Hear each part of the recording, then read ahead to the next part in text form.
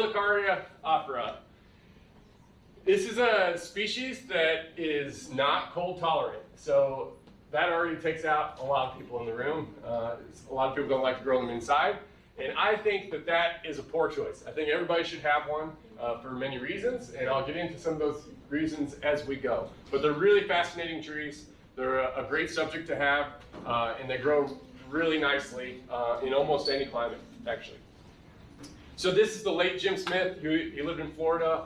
He probably had the most extensive collection of these. I think he's been growing them longer than anyone I could find record of, at least. Since the late 80s, early 90s, I think, was when he first started growing these. There's him with one of his most famous trees, I guess, late in his life.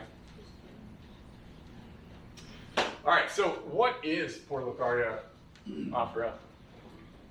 So, dwarf jade, not a jade. Mini jade, not a jade. Small leaf jade, speck boom is what they're called in Afrikaans. Elephant bush, pork bush, elephant food, olifantskulls, and there's probably a bunch of other names for this. But the scientific name, Portulacaria Afra, it looks like a jade, but it is not a jade. It's completely different family, or genus, I mean. And although the leaves look really similar, over in the corner I have a comparison. This is Chrysula jade, and this is Portulacaria. As you can see, they look very, very similar, but they're different in some key ways that make Portulacaria a lot better for bonsai than a true jade would. Whatever name you call it is fine. We're all talking about the same thing. There are many different varieties, many different types. I have a few of them up here. There's a cork bark variety that has a lot of interest on the trunk. I think, Robbie, did you bring some in? Yeah, if anybody wants some, I have a container back there. You can just grab one. So, but they're like cuttings from like last fall. So it takes a few years for it to form bark like that, of course, just like, you know, a pine would. But once they do start forming that bark, it looks really nice and it exfoliates and things like that. There's some variegated varieties. Here's one that has a lot of pink on it. I tried unfortunately, the deer love the variegated varieties more than the regular ones, even though they like those too. But here's one of those that you can see that has some of the white and pink. And this one has a strong, like yellowish middle to it.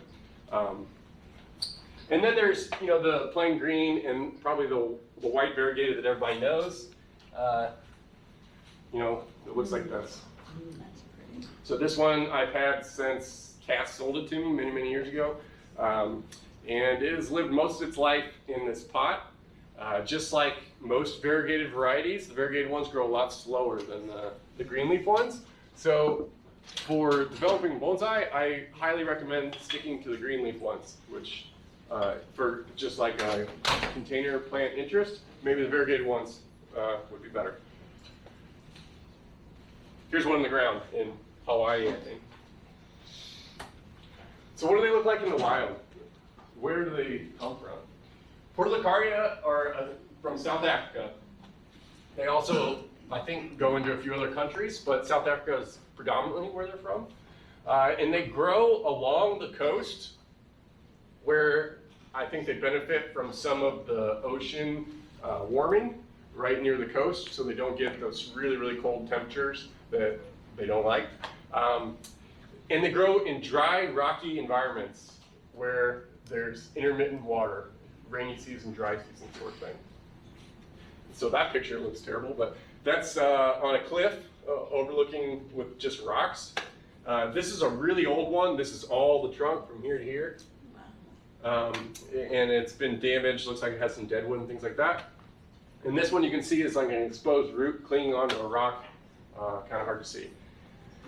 In their natural habitat, they often will grow thickets where you can't even walk through it. They're just so dense.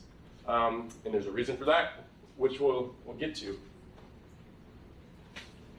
All right, but as bonsai, they take on many different interesting forms. And what they're really renowned for is how quickly they can ramify a pad. They can go from looking like a stick to completely ramified like this, in a season at most. So they're really, really quick once you put that structure in place and you're ready to kind of switch over to the ramification process. It goes really quick for these. Lots of different unique forms, maybe a little bit different than a typical bonsai subject. We were talking about rafts earlier. We have one example of a raft here of a Portulacaria.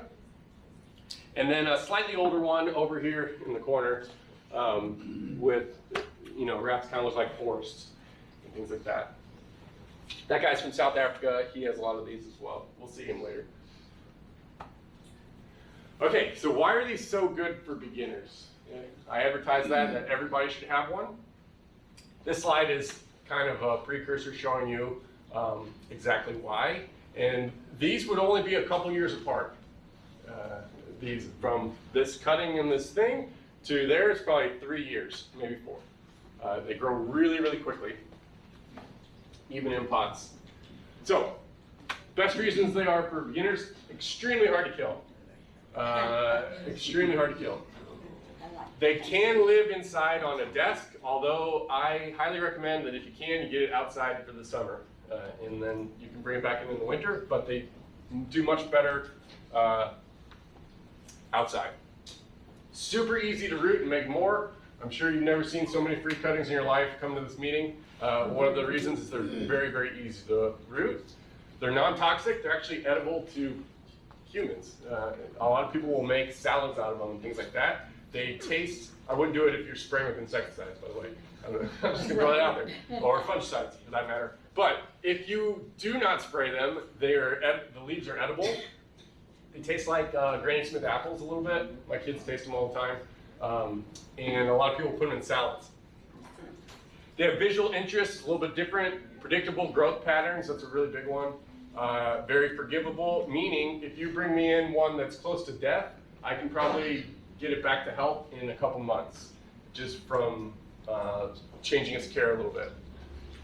They back bud profusely, and beginners, one of the hardest things I think for beginners is realizing that bonsai is a 7-day-a-week hobby that doesn't take breaks a lot of times, and if you leave for the week, you've got to find someone that's able to take care of your trees, taking care of your trees. These are not like that. So a lot of things I say today, I will not recommend for any other species, but for these, we can get away with them because they're so flexible, they're so easy to work with, and they are adaptable to a lot of environments. All right, so why are they good for intermediates? There's a guy, I think his name's Zane. He has Zane's trees on Instagram, YouTube, things like that. But he grows a ton of Portulacaria. That's one of them in the middle, looking like a broom style that he's developing there. I have a small little broom style that I'm trying to work on here. We'll show you one, and I might do something with this later. All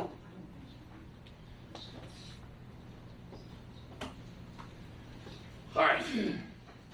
So the reasons, a lot of the reasons they're good for beginners are good for intermediate people too as well. But there's some additional benefits once you get a little bit more used to taking care of trees. One, they have a lot of alternative techniques that you can use on them that you might not be able to get away with on other species. I can talk about some of those as we go. Second, they're incredible, and I mean incredible, at healing large wounds. The way that this works is when you cut one of them, it will callus, just like a succulent. And at first that callus will look bad, and then all of a sudden it will exfoliate. And it will exfoliate 2 or 3 times, and then all of a sudden the wound will be gone. It's even hard to see on this one that I brought in. This was sold at the auction. I bought it at the auction a couple years ago. Everybody will have to come look later. Let's see if I can turn this. Thank you. Here in the corner, you can see right here is a large wound if you look really carefully. It's hard to see now. So that was squirrel damage from here to here, just like reaming the bark everywhere. On a normal tree, this would probably be like, go back to the auction, raffle, something like that, because it would just be there and everybody would hate it forever. But on this tree, it took a couple years, but it's now almost invisible. Probably a couple more years, you won't even be able to see it anymore. And that's the power of how to heal wounds. This one over here, I messed up and I cut it too deep. It made a hole in the tree, and it just healed the middle of the tree with a giant hole in it. And I have a little sprig next to it that I'm trying to heal a little bit more. But in a few years, I expect that to be fully gone. If you look up, they're so good at it, it's hard to see. I have one later that'll show more wounds, but they're really, really good about healing wounds. You can cut off a 2-3 inch piece, not be worried at all. It will easily heal it. So do you leave a stub or cut flush? Or? Yeah, when you make a large cut, you want to leave just, they call it the branch collar on other trees. They have similar, but it's even easier to see on a Portulacaria because this one's too old. I'm sure I have other pictures. So there's each node you can clearly see. And wherever you're cutting the branch off, if I'm chopping this, I would want to cut it between these two nodes. It will probably throw out a million buds down here, but then this top part that was cut in between the nodes will slough off, and then it'll be flat surface right up where you wanted it. So those rings are on the branches too? Yeah. They are. And do you put cut paste on them? Absolutely not. No. Cut paste is actually bad for them. It traps in the moisture, and they want to dry out. Is what they want to do. I'll cut one later, but you'll see it's like a green, fleshy looking stuff. If that is allowed to stay moist, it invites all sorts of pathogens and other things in there. So on these, you actually want to just leave the wound completely open and allow it to dry off. Great question though. Okay, another good one for intermediates is their work cycle and prime health cycle are pretty much the reverse of a lot of other trees. In the middle of summer, when everything else you probably don't want to touch it because it's too hot, you're worried about hurting it, worried about bending it, that's when they want all their work, that's when they want you to do stuff to them. And so it kind of fits really nicely in that alternating work cycle. And then they're really good candidates for unusual forms, some of which we've seen already. All right, so I have a bunch of slides telling you about all the things that you can do and how to use these. I'm going to go through this pretty quick. There are links to all the slides. I put it on Discord. There's several videos that I suggest down in the corner. That there's also links to those places as well. So take your time, go back through. Don't think you have to get this all at once. All right. So repotting. I talked about how their cycle is a little bit different. Repotting happens right now in the middle of summer. We want them to be growing as well as they can be. And unlike most trees, they love the hot, they love the dry, and that's the time that you want to repot them. For most work that you do on Portulacaria, you want to let them dry out for like a week before you do the work. Again, different than all other trees that we work with. When you let them dry out, they kind of consolidate some of their sap, and then they don't bleed as much when you cut them. So if anybody has had a young one or one that's growing really strongly, I think this is Rosemary's. If you cut this, it'll probably have a few drops of water come out immediately, and then it'll keep doing that until it fully dries off. So before you repot, let it dry out for about a week. And then it will kind of store some of that energy in its tissue so that when you attack it, that it won't be as problematic for it. All right, biggest thing about repotting, you can take off all the roots. They grow really well from cuttings, but the more roots you can leave, typically the better. They recover faster, they do better. They do like to have their roots pruned. Like this, and then they're ready to go right back in the same pot or a smaller pot or whatever. And then once they're done being repotted, you want to wait to see some growth on it and then start watering it. So you let it stay dry for a bit. Once you see it putting out some new growth, Add some water to it then. All right, and as always, pot size determines growth habit and appearance over the next year. I spoke about, Rosemary's got a pretty small one, but let's look at one of these big ones. All right, so this is in a pretty big pot, and we see a lot of extensions, a lot of growth.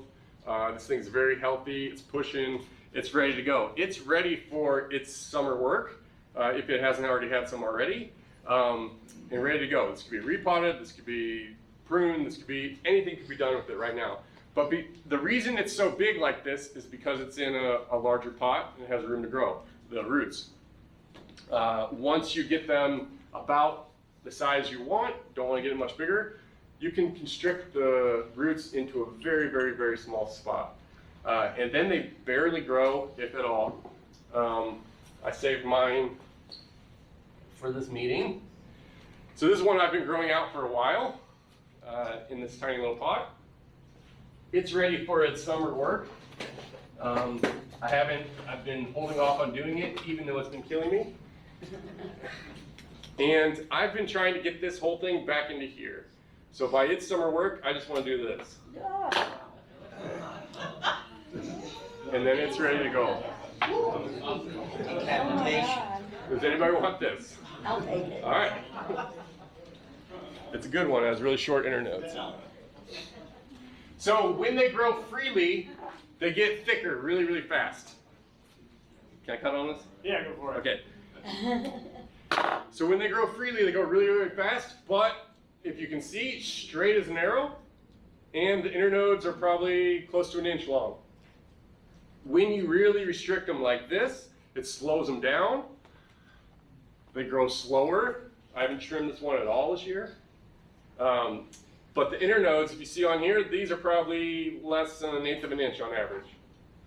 So depends on what type of tree you are, depends what stage of development you are, is the size of the pot that you should choose for it.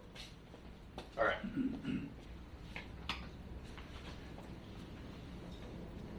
Maybe. All right, soil.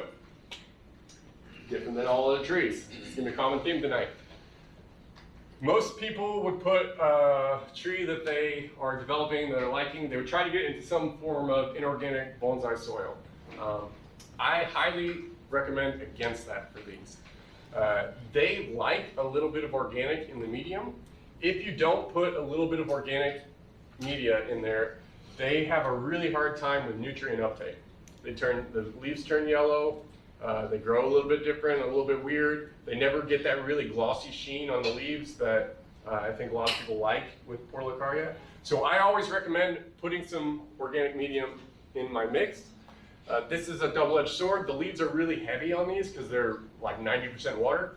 And it sometimes makes the pots too light. So try to get some weights, tie them down to the bench, something like that. But free draining, so not just straight organic stuff. I add a ton of pumice or perlite to my mix. But I always am adding something like bark or core or some even peat-based potting mix into them. Here's a video about that you guys can watch later from somebody. They say pretty much the similar thing that I say, which was funny because I didn't even know anybody else did that. But. All right, watering. There's 2 states of watering these, and this is kind of where some people run into trouble with them. Is they can switch. I told you they're very, very flexible. And one of the reasons for that is they switch back and forth between C3 photosynthesis, which is like your normal plant photosynthesis, and a CAM-based photosynthesis, which is your succulent-based photosynthesis. The main difference between these is when the stomata is open, when it's closed. Obviously, a succulent has to be very water-wise, so they're having their stomata fully closed during the day, and then they're going to open that at night, and then they're going to exchange the CO2. It grows a lot slower because they don't have that CO2 when the sun is out, but it also doesn't have to deal with regenerating cells and things like that from getting torched by the sun, which is the advantage. So, based on the conditions, they will switch back and forth. In the winter, I try to get all of mine into a succulent type growth. And that's for laziness. I don't want to water them all the time. So I try to get them to where they are used to being dry, they're drying out. While I was doing some research for this project, some people said they don't water them all winter long. That seems a little bit extreme to me, but but there are some people who do it. So I typically water mine about once a week, maybe a little bit longer in the winter, and that's when I've gotten them fully into the succulent side. But then as soon as I bring them out, I'm trying to get them back into that C3 photosynthesis, so they're growing, growing, growing. I'm watering them more frequently. I'm trying to get them hot. I'm trying to get that wet, dry cycle going as fast as I can between wet and dry, wet and dry, wet and dry, which is really what propels them forward. Please yell at any questions you got as I go. Would, in the winter, would you put them in the garage? I would want them to Or would you stay leave them in a- warmer than a garage normally. If your garage is heated, if my first preference would be some sort of artificial light, because they're really gonna like some more light. If I can't do that, then buy a bright window. They will do fine through the winter. So a windowsill would be good. Winter what? A windowsill. Yeah, windowsill. They do fine on windowsills. All right, fertilizing. You can just throw as much fertilizer as you want into these, and they will just rage. They love fertilizer. This one, all these little things are osmocote on top of the soil here, which is why this one is so healthy. It also lives in Florida, so that really helps. But this beautiful tree, I think it was at the national show once, won the best tropical. But they love fertilize, before and after anything you do with them. Any type of fertilizer you want, in organic, doesn't matter. They love it. All right, another video up here on wiring that you can watch some other time. But the easiest time to wire them is when you defoliate them. Just like a trident maple, these can be fully defoliated. Literally every single leaf taken off of it. Only in the summer, only when it's growing strongly. And then that makes it really, really easy to wire. Guy wires, just like Bill was talking about, to bring those branches down, similar to the Alberta spruce he was talking about, that are really, really flexible. Since these are so much proportion of it is water, if you don't really, really set that branch, then as soon as it fills back up with water, it's like a balloon, it's just gonna fill right back up and go right back where it was. So I leave the wire on a little bit longer than most. Some people use things like zip ties for that. That one looks really ugly to me, but you can use zip ties to hold them together, and it works wonders. So I talked about before repotting, you want to let them dry out. That's like a preference thing. Before wiring, you absolutely need to make these things dry out, because it's the difference between breaking off branches and bending them in wherever you want them to go. It's a huge, huge, huge difference. You know, maybe a week, maybe 2 weeks before you're gonna wire it and defoliate it. Hold back on the water. It's really hard for me because they're all sitting together. This one I've done that too, but I hit it with some side stuff. But you can bend the branches almost in half like this when they're dry, and they're not gonna have a problem. If they aren't dry, if they're full of water, you can very easily break them off, especially at the junction to where the branches meet the trunk. They have a mechanism for showing you when you're bending them too much. You'll start to see kind of the tissue, just like you would on some deciduous trees. You can see the tissue start to separate. If you see that, it's okay. That branch is gonna be just fine. Just stop bending it as much and let it heal. It'll heal itself. All right. So do you need to hold back on wiring or watering post wiring, or just? Not as much, no. It's not as big of a deal. It's really just to set that initial movement, get the branch in place. Maybe like the next day you can continue watering it again. But you should hold off on watering if you defoliate it. So if you defoliate it and then wire, then yes, hold off on wires. Oh, and then defoliating, are you using all scissors, or are you just knocking them off? You can do either, but I use scissors personally. All right, pruning can be pruned extensively, and I mean extensively. If you like pruning, these are the trees for you. I already showed one like this, but this is my other one, my little tiny little mini one that I did this year. Every time it gets like that, I prune it back. And that was it for the year, for that one.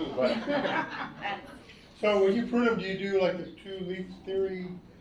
I mean, how far back do you kill? Yeah, so I was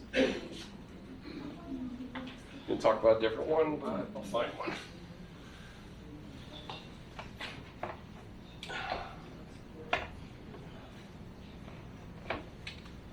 All right, so this one fell out of its pot. It needs to be repotted.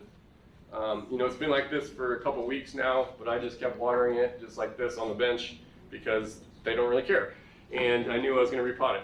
So at this point, if I was gonna prune it, I want to decide exactly where I want the next piece of growth to go.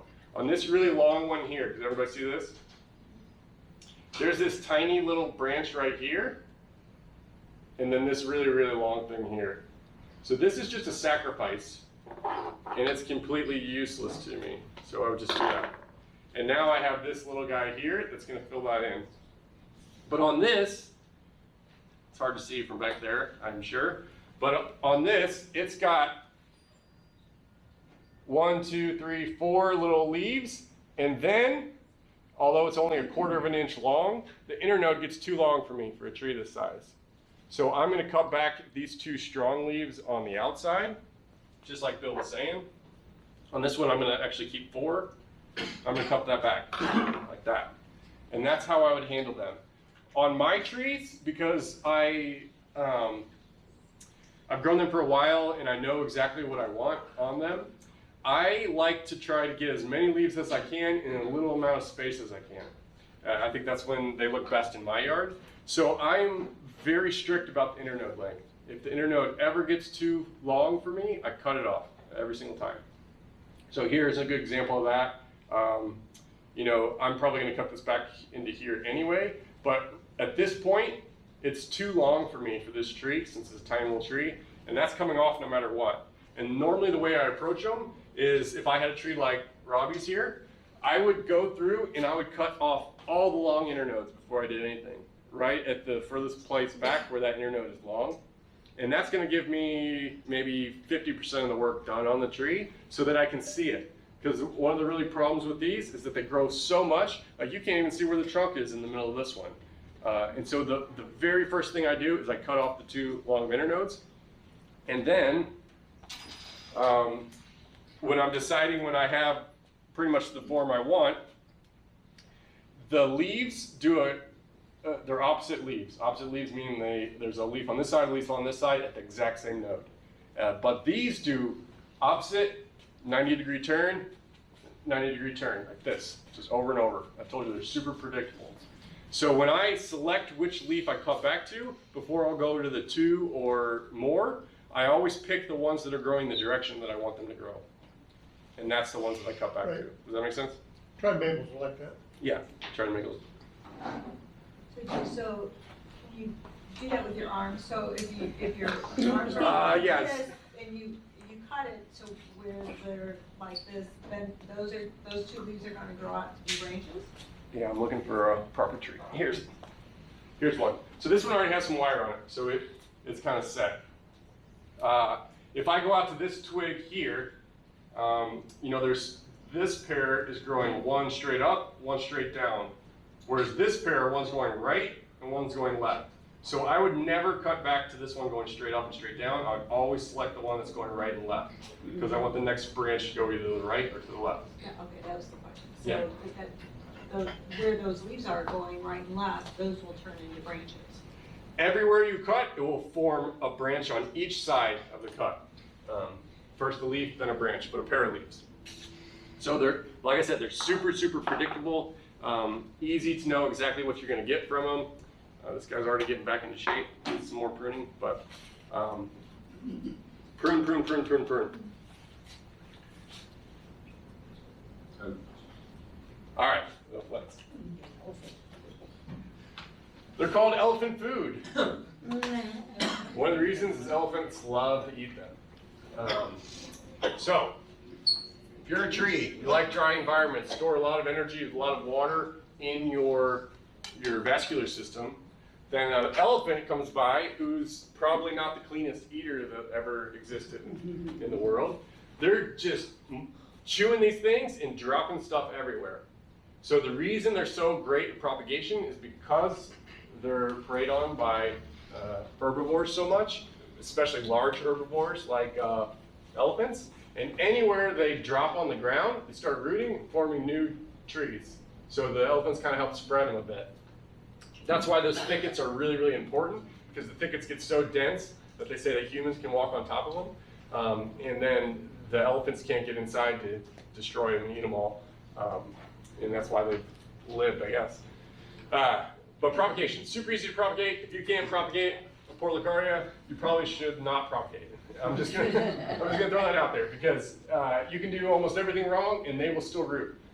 You can drop a leaf on top of your pot and you might come back a few days later and it has roots and it's trying to grow. So if you ever see a part of your tree or anything like that that you like for another tree, just cut it off, put it in some soil, and let it go. So I'll have to look up later, but that was only a couple weeks ago that I did this. My son Lyndon helped me film it. Those are all right there. They can be giant too, can't they? Yeah. You could take a whole trunk. Yeah. Propagate. So if you look on these that I just put in, they're all showing new leaves. When they show new leaves, that means they've rooted. So they're ready to go already. Just a couple weeks later, doesn't take long.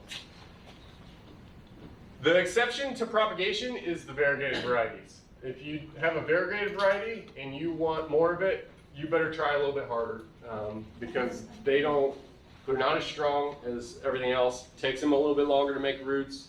I would really let them callus dry out before I stuck them. They're a little bit more prone to rot and things like that.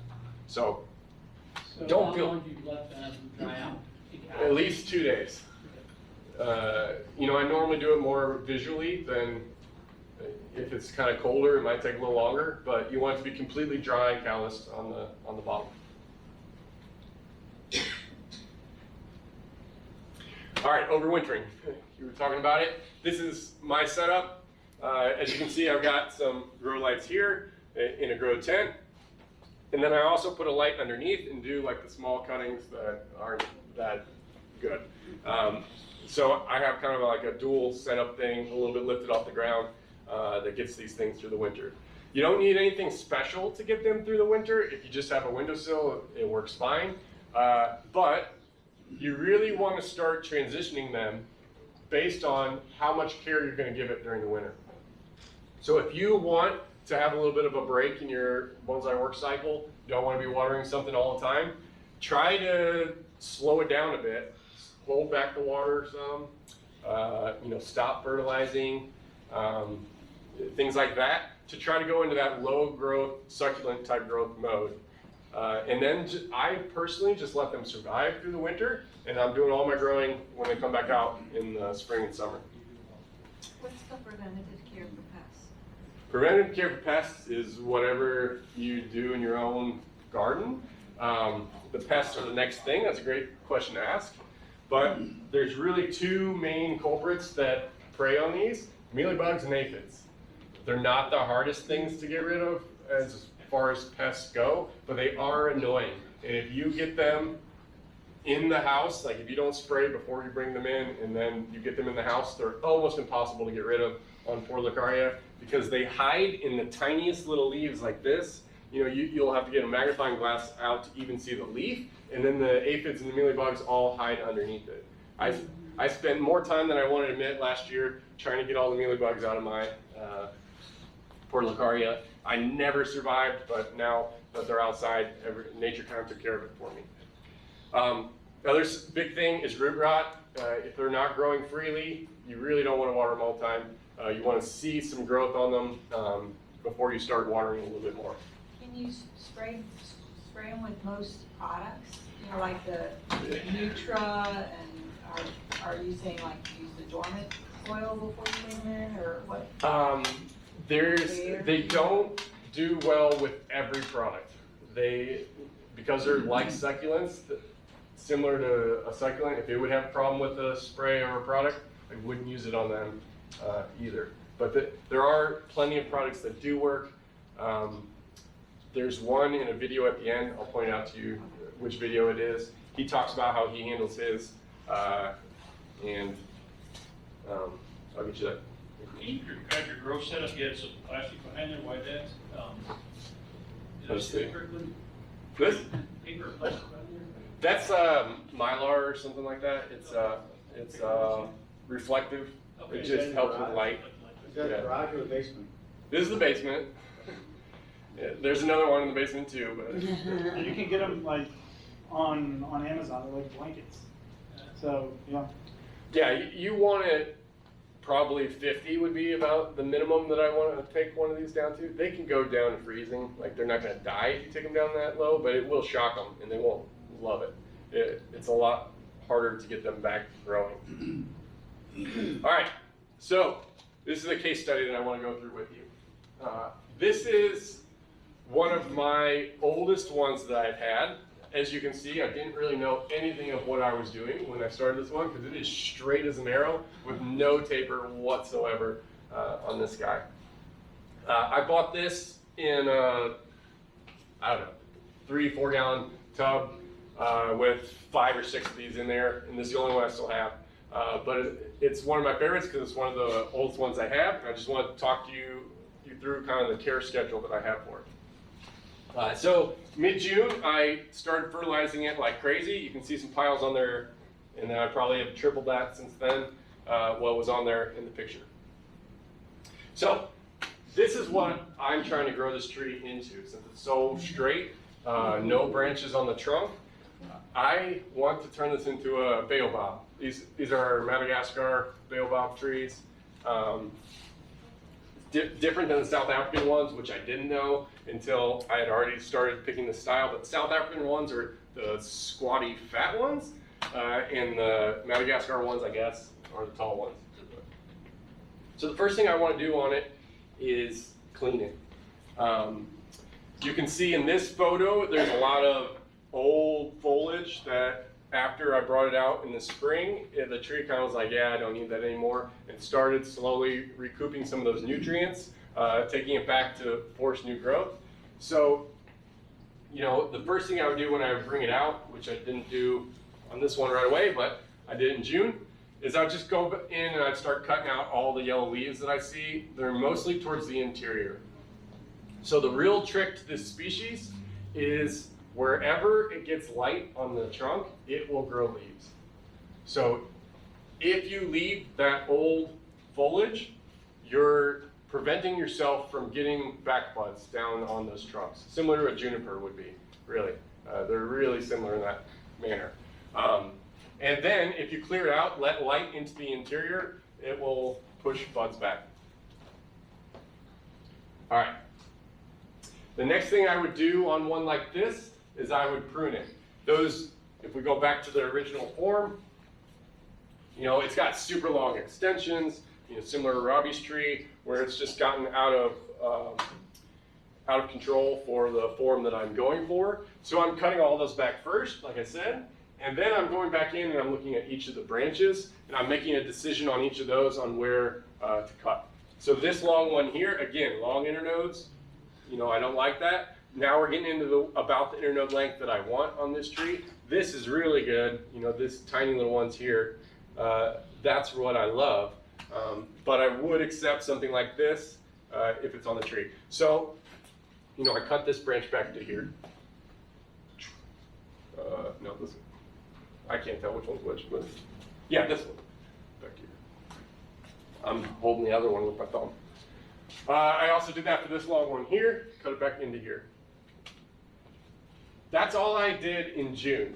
And the reason for that is I'm taking this tree, I knew what I was gonna do with this tree during the year, and I just wanted to take off that really dominant apical growth and get it back into, pushing back into the interior of the tree to kind of make that baobab look that I was going for.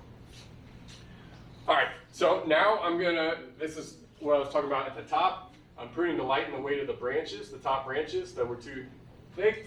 Or maybe I just saw a tree in the top that I wanted, so I just pulled it off and I'm gonna take that. And that's actually one of the rooted cuttings that's there in that tray. Maybe someone already took it, but it's a good one.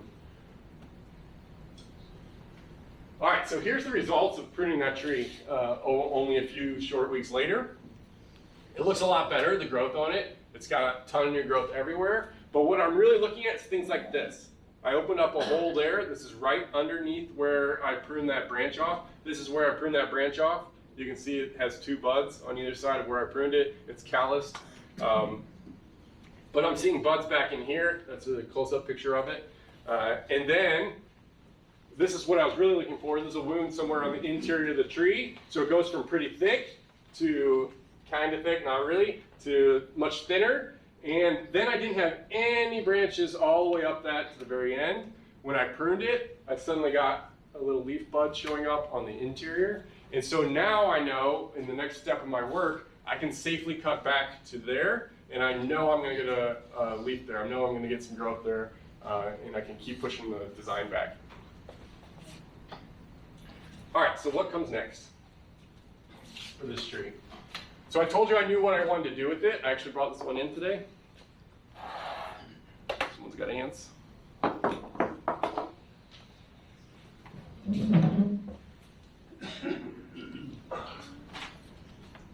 So I fully defoliated it, and this was just a couple days ago.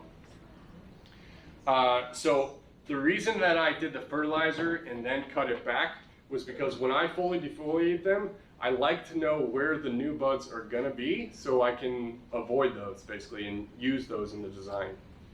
This one may appear sickly, but it's not. It's very, very healthy. All the leaves that I cut off, Brian, you were asking about this a little bit. You know, I cut them with shears. You can come up here and most of them will just like slough off. You can just knock them straight off just by rubbing it. So the reason that I fully defoliate it is because now I can start picking branches. I can see the structure. I can decide what I want on this. I told you that I was going for a baobab tree. I still am on this. Turn this off for a second. But it's not quite there. So one thing that has happened with this tree is that the branches have gotten a little bit too far extended for the silhouette that I'm looking for. Particularly this branch over here.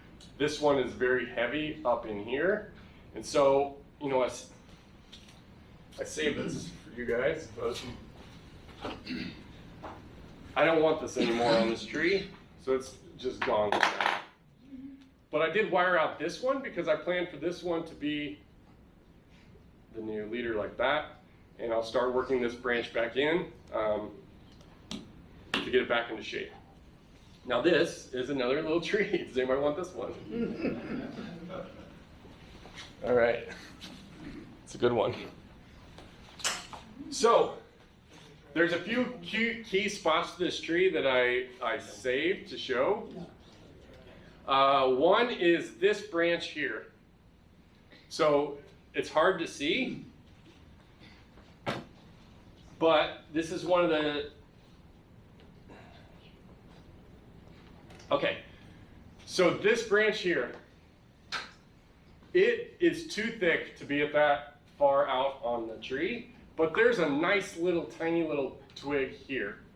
And I need to bend that down because right now it is growing ramrod straight up and it's gonna just get too heavy if I let it keep going like that. I told you they like to grow straight up. You know, just like this one, as soon as they can, they're going straight up to their sun. So what I did on this one is I wired it to this branch over here, actually. I gotta set all these branches still. And then I wired it up the trunk like this, but I'm using the whole length of this little twig to help me pull this down. And I'm just reattaching it back to the other branch, like this. So I'm using that whole length. You can't really tell that I did an abomination of wire there. And now, this bud is facing kind of to the right or left instead of straight up. And so this will take over this branch. You know, eventually I'll shorten all these. Another place, this is too long. It's getting cut like that. Another place is too long. It's getting cut like that. This is all too long into here, so I would just come back into there, like that. That will take over into that space. You want it?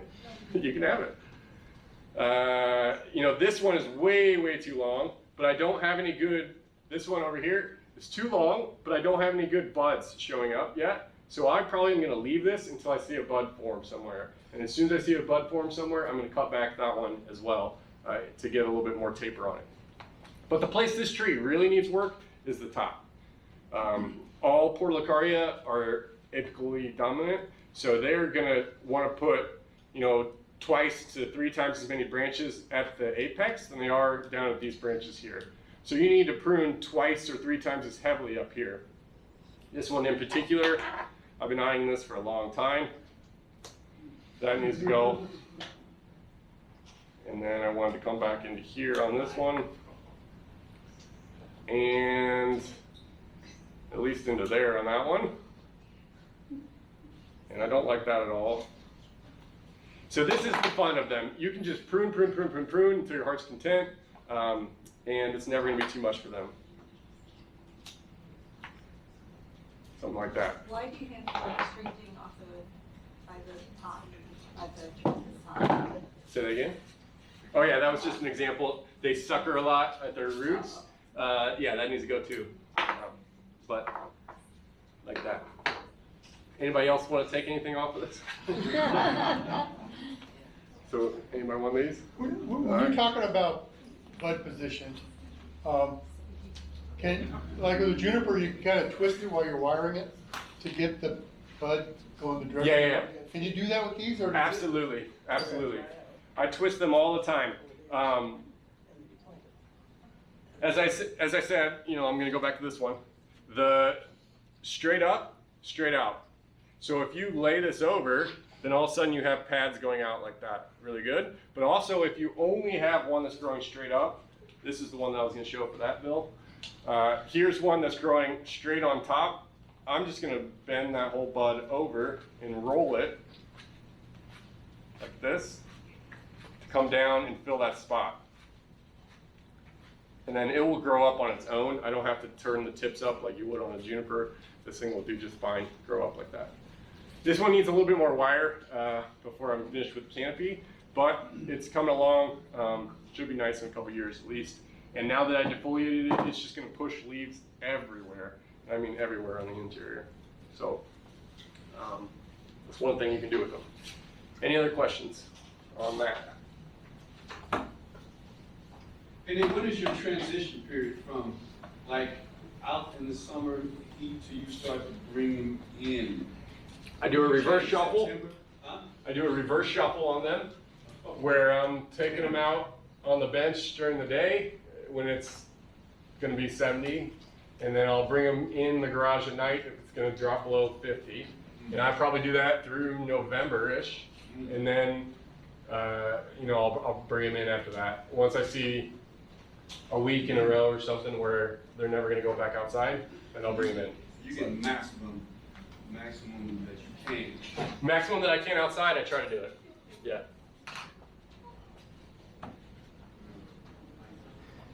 All right, maybe. Keep them full sun? Are they in full sun? Yes. My computer is frozen. There we go.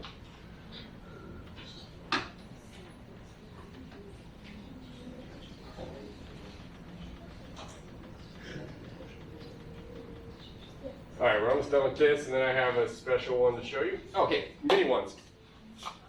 Because they're succulent, they can do succulent in nature, you can grow a tiny, tiny, tiny little Portulacaria, and they're some of my favorites.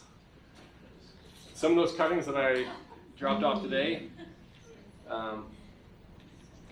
So I wish that Nate was here, but Nate made these pots for me for these. So, you know, we got a little exposed root guy. He's ready for a little pruning, like that.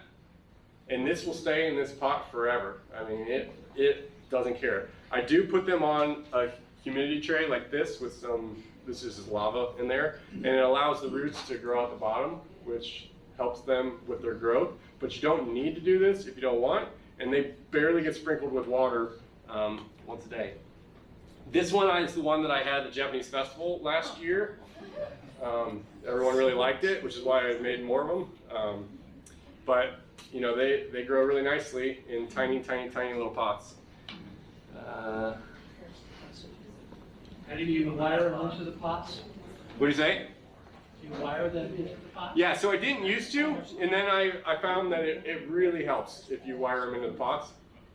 So I like to do a wire up the trunk, and that wire comes through the bottom, and you can see the wires coming out the bottom on this one to keep it in the pot. And then if you want the easiest thing to ever take care of, this would be one of those things, because you can literally just take 2 leaves off a season, and that's about it for that. So if you like really, really, really tiny things, you have to have one of these because they're really cool. Innate? Yeah. Yeah. So if you keep them in that tiny pot like forever, they'll never get like bigger than that? They'll never get bigger. They'll grow really, really slowly at least. If this were put into a pot this size even, it would be way bigger. We're looking at something like this. So this is what the difference of pot size makes. These are probably about the same size when I put them in. And because this one has a lot more space to grow roots, it grows bigger. So anyway, here's some pictures. I normally put them in a size about this big first to get roots on them. This is what I'm rooting them in. Those cuttings that I cut off out of their tree, something like this, I would just stick it in a pot, maybe that big, maybe that deep. And then I will keep it in there until it grows. And then once it starts growing, then I know it has roots. I probably let it grow for a couple months to get healthy. And then once it looks healthy, you can do this. You can pull it out, comb out the roots, prune it back to this, and then put it in this tiny of a pot that you have, if you like them. So if you're going to do this, you should do it responsibly, meaning only tiny internodes. If you took this and put it in a tiny, tiny, tiny little pot, it couldn't get as many branches as you would need in that small of a pot because it can only grow the branches where the nodes are. So when I cut mine apart, like this one, it looks maybe similar to this to a lot of people, but if you look at the actual stem, you'll see that this one has 1, 2, 3, 4, 5, 6, 7, 8, 9, 10, 11, 12, 13, 14 nodes between here and here. So I could get 14 places for branches between here and here if I rooted this one. This one in the same space has 1, 2, 3 nodes. So this one can only get 3. So the smaller the pot you put it in, the tighter you need those internodes, the smaller the growth that you want. Because eventually, what you want is to have the tree balanced like this,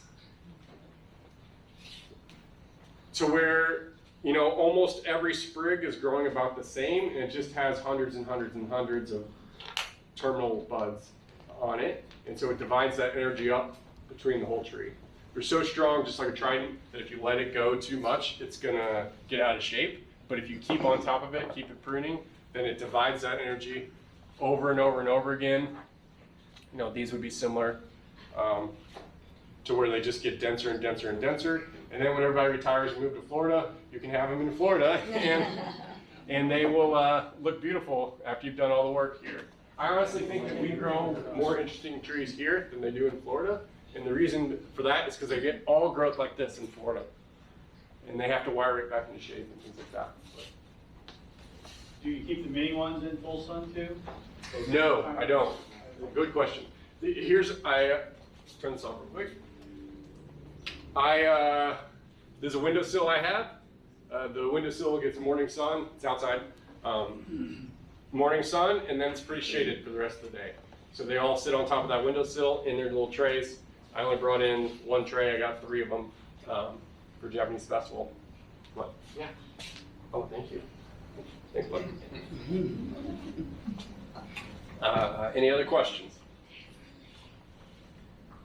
All right, these resources will be available for everybody. Julie, this is the video I was talking about where he'll tell you about the this one down here. He'll tell you about the sprays that he uses for the mealybugs and things like that. I wish I wrote it down. Sorry. You put this all on Discord though, right? It's all in Discord. Yep. This is. I think I have the links on here as well somewhere. So yeah. If you let it dry out before wiring, how thick of a branch can you bend or trunk? If it will bend, you can bend it. You just try it out, basically. So one thing I haven't mentioned, which that was the end of my slides. This is my guardian of the tiny trees. He's there almost every night. He likes the water in the rocks, I think. It's like looking for bugs or something like that. But he actually was mad at me when I pulled him off the bench. Yeah. So with like the teeny tiny pimple-sized ones, do you water them as much as the big ones? Okay, so those I pretty much grow as succulents all the time. I don't want them to get really strong and growing fast because they're meant to stay so tiny. And so those, I will take the hose and I go like this. And that's it. That's all the water they get. I mean, my hose has a lot of water coming out at all times, so it still gets enough. But I try to be as gentle as I can. I didn't show it, but I used, when you sift the fines out of your soils, that's what I use for these. I use the tiniest little particles I can get, tiniest little pumice I can get. I try to make a similar mix than I would for the big ones, but I also shrink down that particle size as much as I can to allow that really, really fine root growth.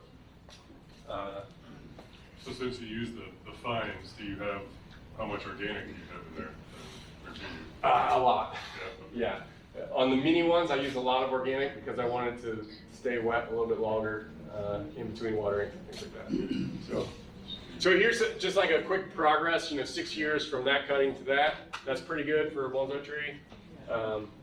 Here's another one, that would be really similar to something like what Robbie has here. And then in 4 years, it went from that to something like this. So this guy lives in Pennsylvania, I think.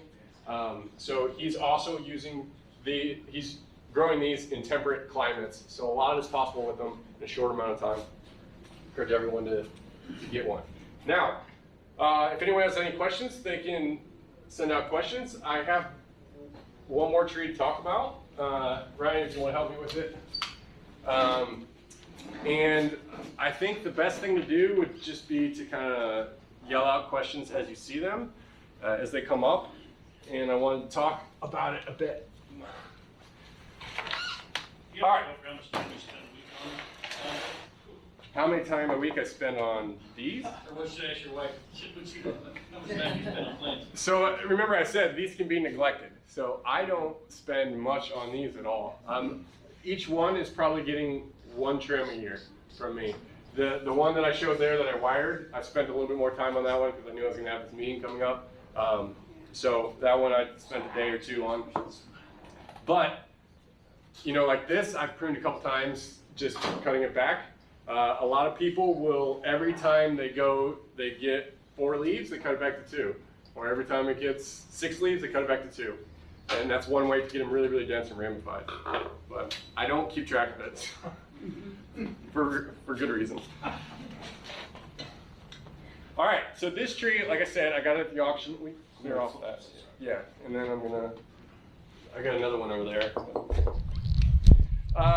So it's bothered me for a long time. I mentioned this in the presentation, but Portulacaria are actually trees. They're not bushes. They grow into trees in the wild. I don't know really what the difference between a bush and a tree is besides the height, but these have a woody center to them. When they're young, it's all fleshy, nice, supple growth. But as they get probably about 3/4 of an inch thick, they start to develop wood on the inside. If you grow them like I do, where there's a growing season and a not growing season, you can actually see the rings in it sometimes when it grows like that. So if it gets bigger than, like this, you're going to want to use a saw probably on it, and then you can clean up the cut with something else. But this one's always been too tall for me, and I have decided that it's ready to be made into other trees. So the first one I saw in was this one up here. So if I cut off something like this, then I'm gonna look at the trunk movement. It's got some nice movement into here. It transitions out to a branch over this direction, and then it's got a twig there. So what I would do for something like this in my yard is I would pick a trunk line.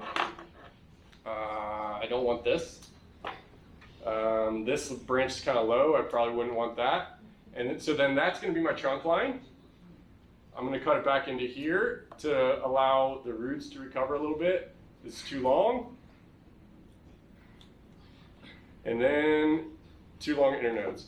And then I'm going to grow that as a new tree. What do you call the trunk line on there? Basically just the trunk coming up from the bottom, that's what the trunk line is? What, sorry, say that again? Is that what is the trunk line? Are you referring to a trunk line that's basically just the whole trunk at the bottom? Yeah, from the big part to the little part. We're gonna end up repotting this, I think, Ryan. That's what we're gonna do. Now the next one. Anybody have a tree that they see? This is going lower. So you don't look for sacrifices then, like keeping that one branch on Not at all. to get the trunk thicker, it doesn't work that way? Oh, it does work that way. Yeah. I have one of those, Bill. I brought in to show. This is my sacrifice on this guy, if you can see there. So I'm growing this all out to the left. I actually thought doing a raft like that might be cool eventually because it has some trees that look like little trunks growing up. But if you do let one run, it will help thicken up everything else. But it normally, unless you, on a lot of trees, you can grow in taper, let's say. On these, you have to prune to taper. If you don't prune, you'll get a foot-long twig that looks about the same at the base as it does at the tip. So I'm always pruning back for taper, pruning. Because they grow so well, I don't do a lot of sacrifice branches, but you can. Yeah. All right, I think the next one's here. Speed this up.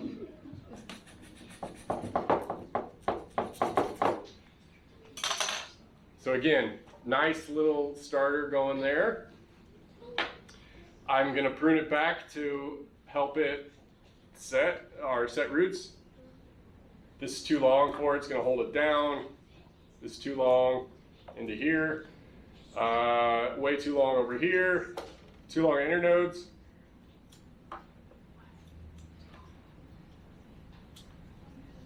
You don't have to be perfect at this point, although I am. No, I'm just kidding. Just kidding. Ethan, you let this dry out a couple weeks? This tree? Yeah. I let this tree dry out a couple weeks, yeah. I accidentally watered it once, if I'm being honest, but I meant to let it dry out. Anyway, this is ready to be rooted. Anybody, any takers? All right, that's all. Devin, I'm throwing it. Anybody want this one?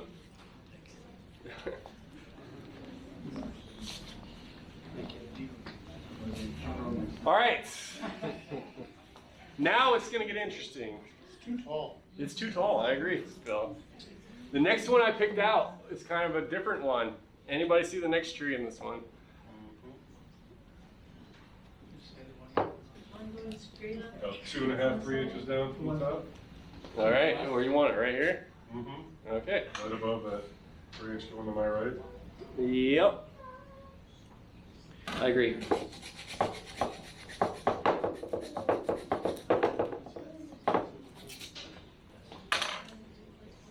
So you can start to see some of the rings in it as it's growing.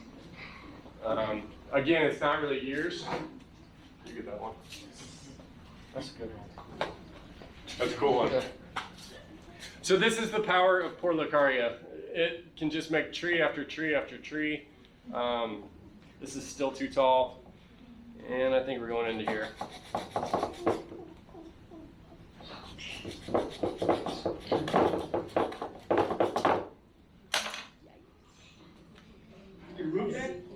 Jim, I love it. I was hoping Jesse was going to be here because I was going to try to get him to grow one. Well, he had a big one, but I know, we get rid of it. that might be it. It's debatable. Take a breath. Take a breath. I've already marked where I'm cutting it to. So I really want this one for myself, which is that's gnarly.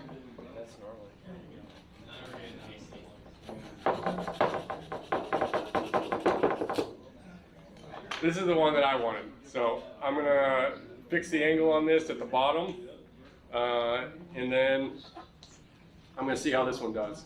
How far are you gonna bury that medium originally? I'm gonna bury it up to here. Up to here. Where will it root from? 2 inches. Will it root from all the things that are buried? It will root from the whole bottom of this. Everywhere. We got plenty of cuttings, let's be honest.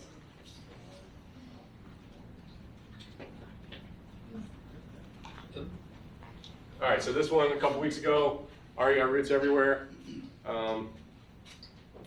Shaka, you were asking? Yeah. So as you can see, they all come out from the end there, all straight out the bottom. It's a little bit different than most trees. So I'm gonna sit that in the garage probably for a couple days, and then when it's fully calloused, then I will put that in a pot, and it will be a tree in a couple weeks. All right, so now I'm down to the trunk that I wanted from this. I think it looks a lot better this size than it did big anyway. Too short. Too short? We'll give it a couple months and it will be back, I promise.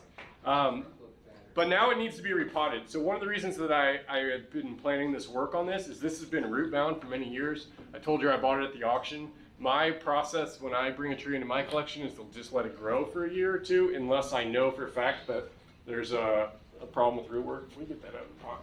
Yeah, please. I got tools. So that's my general process, is letting it grow. This one I let go a little bit too long. And it's been hard to water lately, which means when Portulacaria don't have good drainage going through them, they get a little bit weird in the growth. And that's why I would say that that one's a little bit weird in its growth. It gets kind of like sporadic. It's not as predictable. And so this one's ready for a nice repot. And I've been planning this work for this time of year. I gave you the hard part, I know. Nathan, how long will it take to heal that wound on the top? What'd you say? The one where you cut, how long will it take to heal? To heal that wound? Yeah. 3 years, I would say. To where you can't tell that it was cut. There's some... But you won't touch, you won't do anything to that, right? I will not touch that wound. It will do it on its own. So within the 3 years, it would heal over and slough off, like you said earlier. So this one, I just spill everywhere. If you can see this wound here on top, that was a year ago. Oh, yeah. This one. And that's probably an inch. So that one I'm saying is going to be 2 or 3 years. So the other thing about Portulacaria that I haven't mentioned is that if you're a sculptor or a carver, these are the trees for you. You can sculpt the flesh into the exact shape that you want it, and it will then make it as if that was, what it always was. It just, you can't cut too deep into the flesh because eventually it will just going to kill that whole branch. But I've had branches that I broke trying to wire, and they healed themselves in the broken angle. Okay? They went up and then straight 90-degree angle over to the side. That's that one that I showed you, Bill. That one actually started that way. I broke it and I just left it, and it grew that way. So on this one, I think I brought a knife.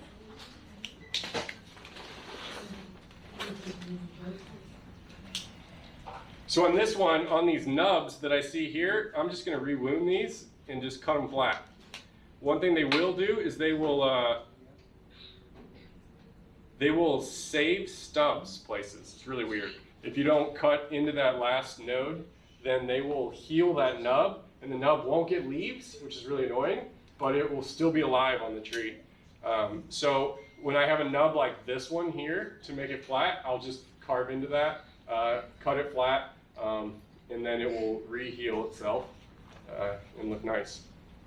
But you can also use the nubs if you have a place with inverse taper, I like to use the nubs to add a little bit of weight where it's needed.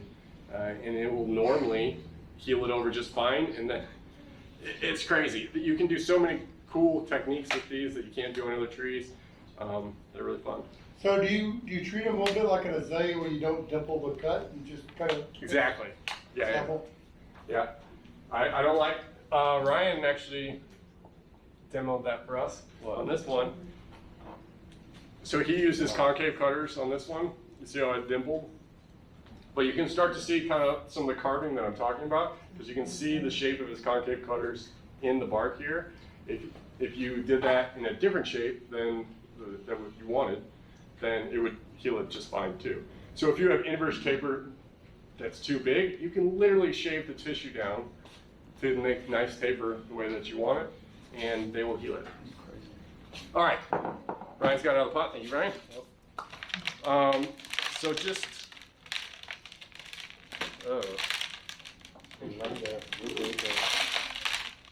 you know, root bound at the bottom. A lot of roots on this. Definitely gonna need to rake this one out. Thought I brought that.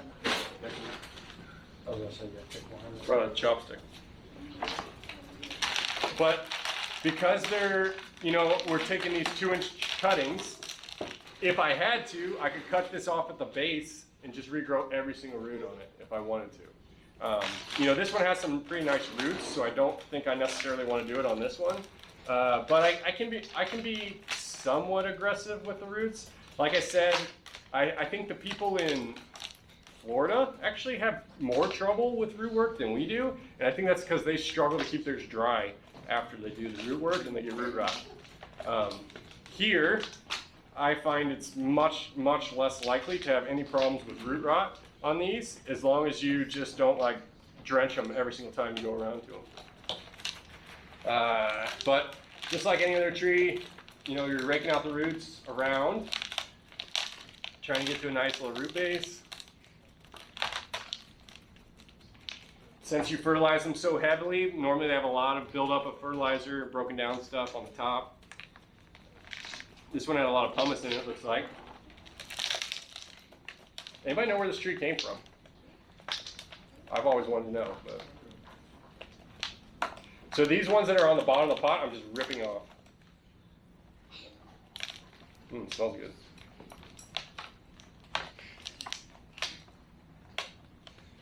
Normally I have a lot more tools. How many people have Portulacaria? Raise your hands. How many people have one? Oh man, there better be some more hands up for cuttings then. Come on. What did you say? Sorry, I didn't hear your question. What was your question? Well, you know, how long have you had it? How long have I had this? Almost 3 years. I got it at the auction almost 3 years ago. So one of my goals for this tree was to get it into a smaller pot. I thought the pot was a little bit big for it. And then I also wanted to change the angle a little bit because I knew I was going to chop it like this. And so I wanted to have a little tree. I wanted it kind of like that. That was my goal for it. You know, primary branch, secondary branch, and then this will become the new apex up here. So I want to get it at this angle. I also like the roots a bit better like this. They're a little bit weaker on this backside. This backside has a little hole in the back, which I don't like. So I'm trying to hide that to the back of the tree. Put that up to the front like this. So If that's gonna be a new apex, do you do an angle cut of the trunk there? yeah, I'll come back and clean that. I probably am going to see if this sprouts again, and then I'll make another cutting if I can. But Are you putting one of these? yeah, I was going to pick one of those, Ryan. Which one?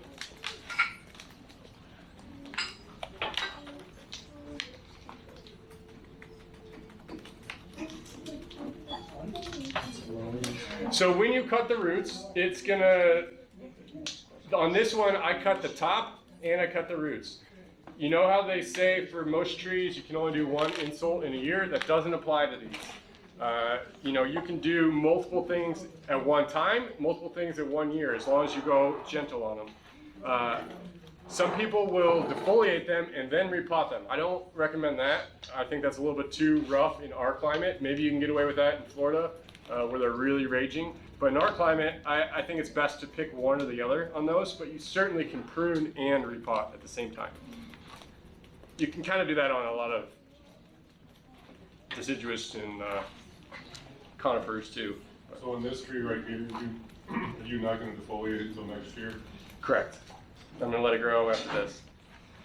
So what I really wanted to do was address some of these roots that were causing some problems on the tree at this repot. Yeah, you picked that one? Yeah. Nathan, are you going to rewound that like broken root there and like see if do you know what I'm talking about on the other side? On the left side, you're looking at left side is like this right here. Oh, this? Yeah. Nah, I'm just gonna let that go. I kind of like the gnarliness. So here's a problem with roots. You got this giant root growing across like this. I gotta do something about that. It looks like at the last repot, nobody addressed this one, which it probably should have been addressed. Maybe it was the only root or something like that. But it literally comes all the way around the tree to the backside. Looks like I broke off a little piece in here that went back in the ball. But cutting this off is gonna really help this tree. Just like the top, just gonna cut it. Your root dove? Can you grow cuttings? Can you grow from the cuttings from the root? Sometimes, yeah. I don't find them to be as reliable as the shoots, but I have seen it happen before. I think if you're gonna grow from the root, you really want one node above it.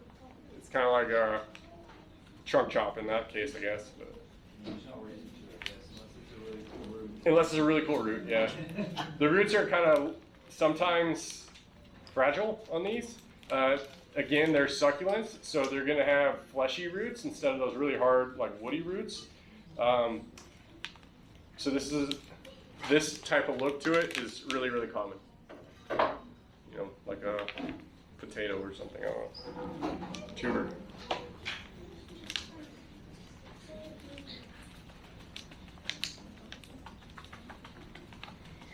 All right. That's good enough for me for today. I'm going to the bottom, cutting off anything long. Hopefully I get rid of all the roly-polies too, right? Another big root, doesn't need.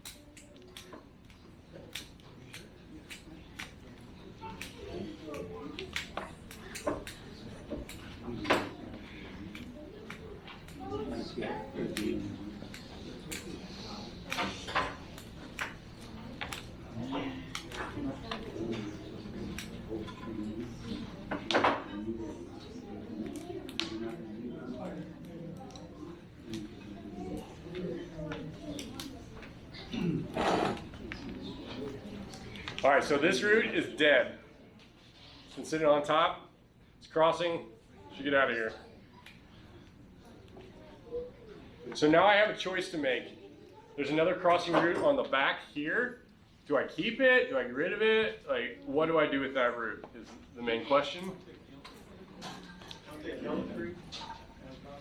I mean, personally, I think it's too crossing to keep, so I'm gonna cut it there at least. And I might keep that for health.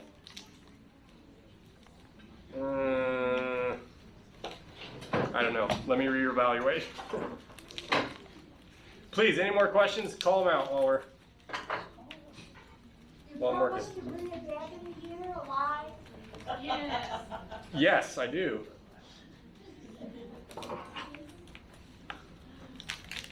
Oh, that's nice. Will you bring any of those branches in also? Which branches? All these? No, like we put them back, I mean. Oh, yeah. At the end, I'll bring all this back into form.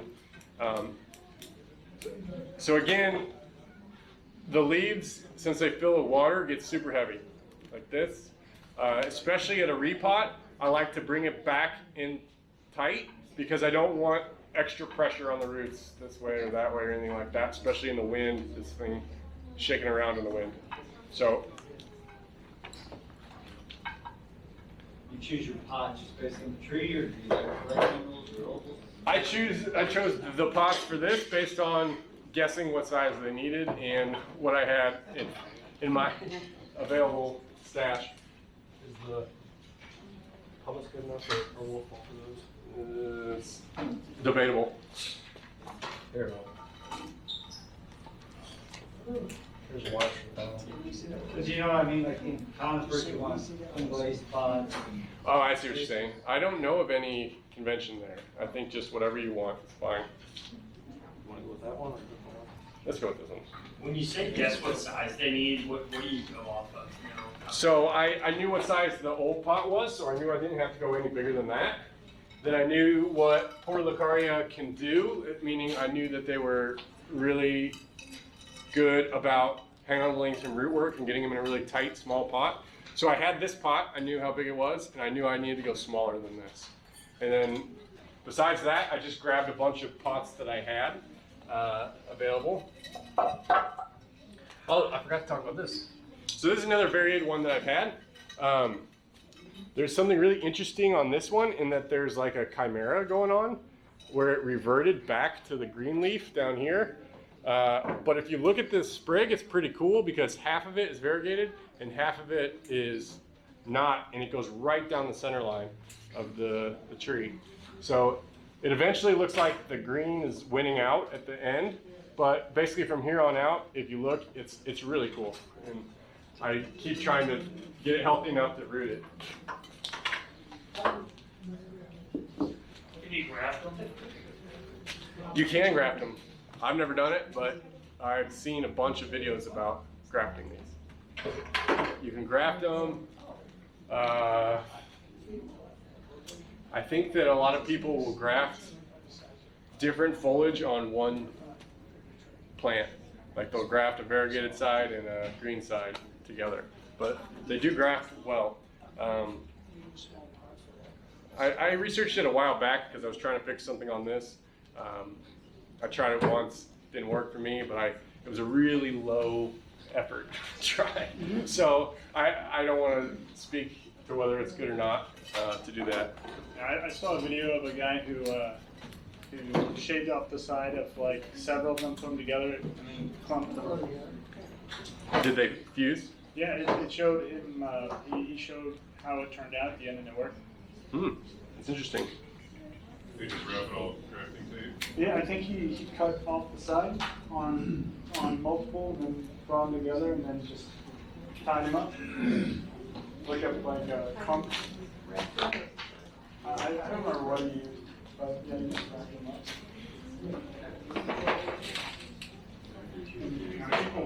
So on my bench, I would take many cuttings like this, just from the work I'm doing now,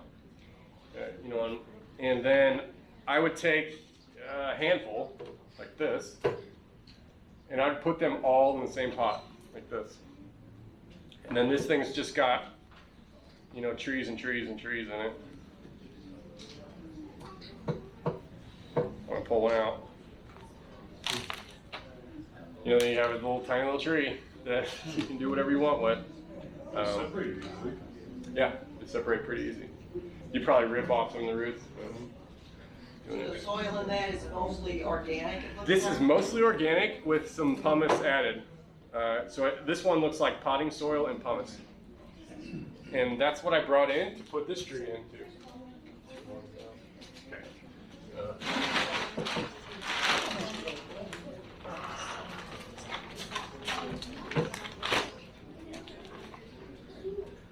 I can't decide on an angle. Bill, what do you think? Into there? That looks good. Yeah, the reason why I was asking about the root there is I have another one that had like a dead root that stuck out like that. I cut it, and then I just put it down into the soil, and then it rooted it. Really? That's cool.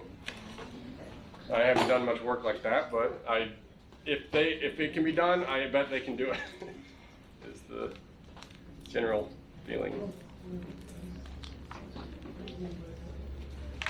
All right, I'm gonna mix some soil up in this one, I guess. I'm gonna be here all night.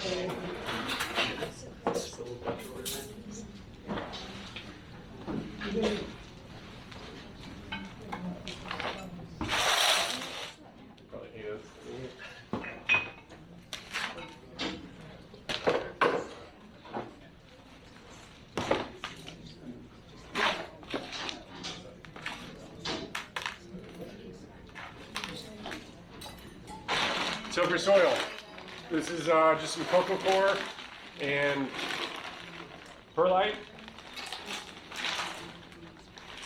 It looks like this. What did you say that was? This one is cocoa core, I think. Yeah, cocoa peat. So that's just another name for cocoa core. You can get it in brick form, super cheap.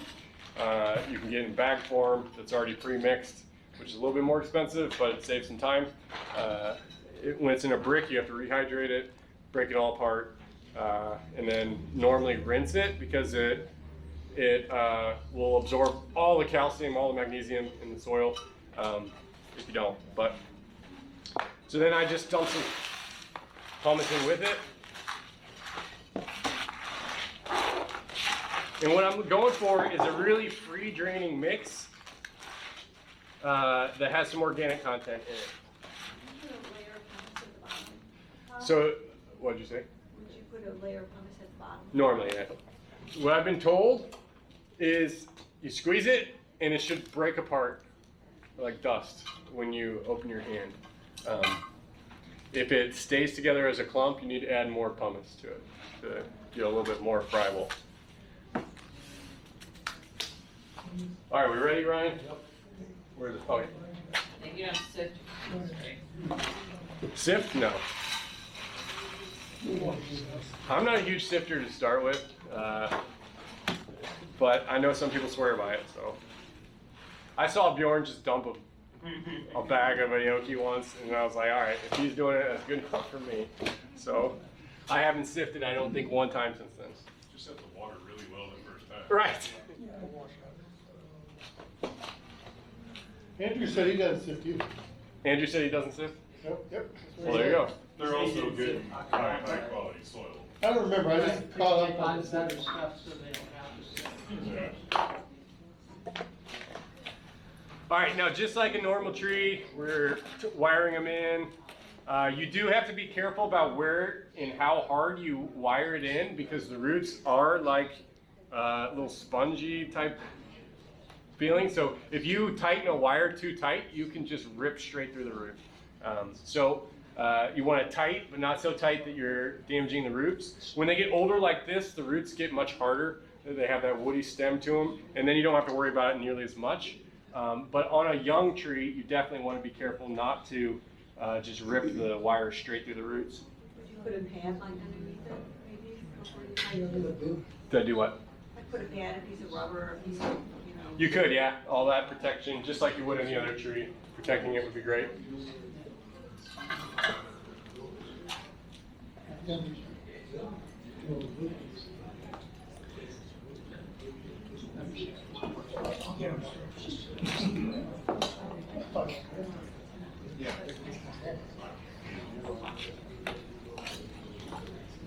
All right.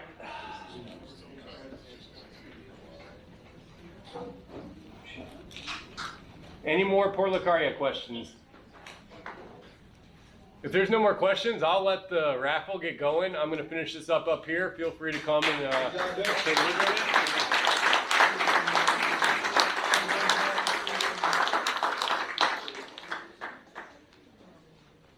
Thank you all for coming. Anybody, let me just